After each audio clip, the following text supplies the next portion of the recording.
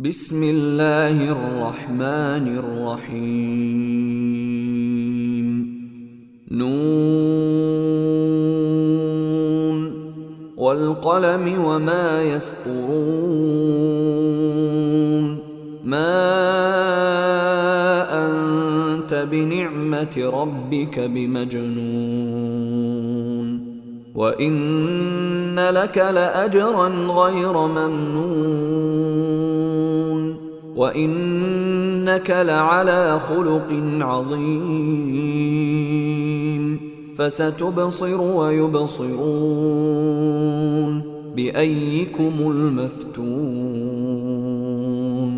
إن ربك هو أعلم بمن ضل عن سبيله وهو أعلم بالمهتدين فلا تطع المكذبين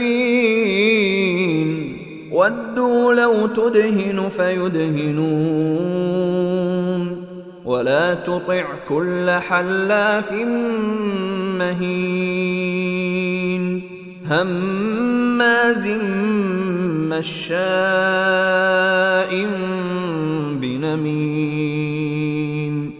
مناع للخير معتد أثيم عتل بعد ذلك زنيم أن كان ذا مال وبنين إذا تتلى عليه آياتنا قال أساطير الأولين سنسمه على الخرطوم إنا بلوناهم كما بلونا أصحاب الجنة إذ أقسموا ليصرمنها مصبحين ولا يستثنون فطاف عليها طائف من ربك وهم نائمون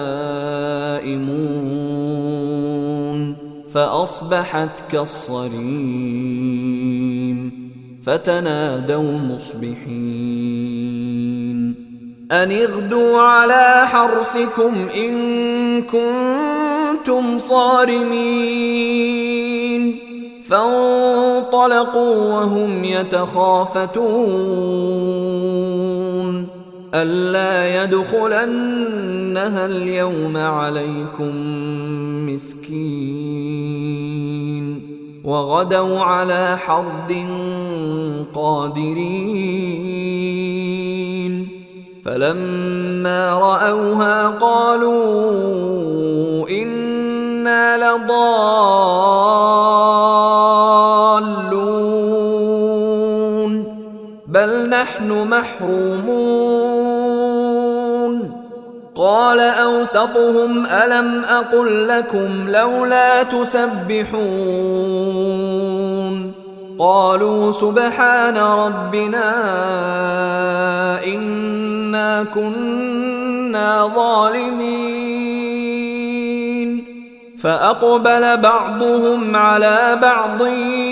يتلاومون قالوا يا ويلنا إنا كنا طاغين عسى ربنا أن يبدلنا خيرا منها إنا إلى ربنا راغبون كذلك العذاب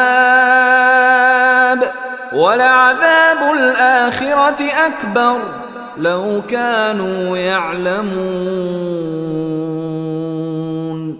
إن للمتقين عند ربهم جنات النعيم أفنجعل المسلمين كالمجرمين ما لكم كيف تحكمون أم لكم كتاب فيه تدرسون إن لكم فيه لما تخيرون أم لكم أيمان علينا بالغة إلى يوم القيامة إن لكم لما تحكمون سلهم أيهم بذلك زعيم أم لهم شركاء فليأتوا بشركائهم إن كانوا صادقين يوم يكشف عن ساق ويدعون إلى السجود فلا يستطيعون خاشعة أبصارهم ترهقهم ذلة وقد كانوا يدعون إلى السجود وهم سالمون فذرني ومن يكذب بهذا الحديث سنستدرجهم من حيث لا يعلمون وأملي لهم إن كيدي متين أم تسألهم أجرا فهم من مغرم مثقلون أم عندهم الغيب فهم يكتبون فاصبر لحكم ربك ولا تكن كصاحب الحوت إذ نادى وهو مكظوم لولا أن تداركه نعمة من ربه لنبذ بالعراء وهو مذموم فاجتباه ربه فجعله من الصالحين وإن يكاد الذين كفروا ليزلقونك بأبصارهم لما سمعوا الذكر ويقولون إنه لمجنون وما هو إلا ذكر للعالمين